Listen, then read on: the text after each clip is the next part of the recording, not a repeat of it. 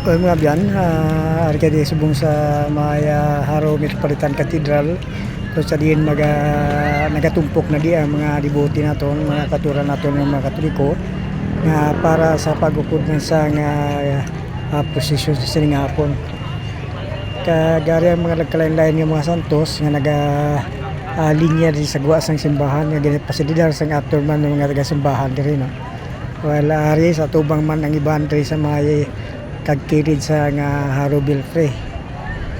Nakita nato mga biyan ang kadamuon sa mga tawo nga nagabisita diri sa amo nga simbahan sa kada mahal nga adlaw ra Biyernes Santo. Subong man ang dito sa sulod sa simbahan mga biyan kay after sini nga posisyon mga balik ini sa landan diri sa simbahan amo ang pag-exit naman sa iban sa gabi na ayun man ang pagpadayon man sa bisita iglesia.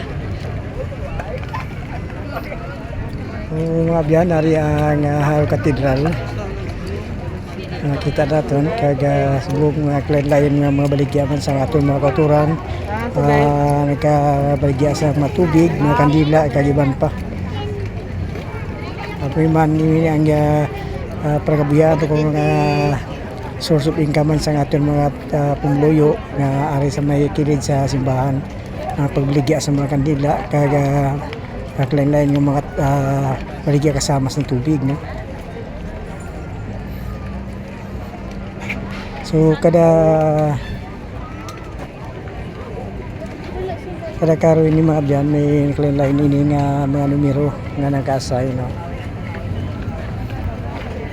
Dito sa punta pagkato diri sa may atubang may Belfry kagasonan mismo sa simbahan.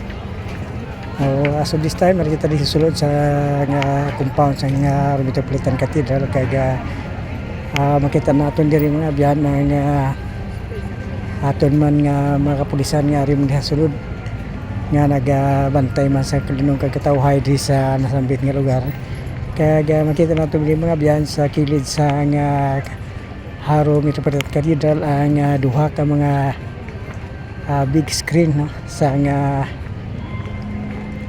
di sa kilid para man sa pagpuno sa aton nga mga simbahan dito mga biyan nakita man di sa gwa ang mga kalitabo dito sa sulod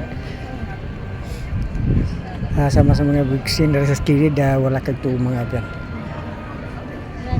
Guys, muni si Darren sa nag-report magabalik kita sa hindi madugay.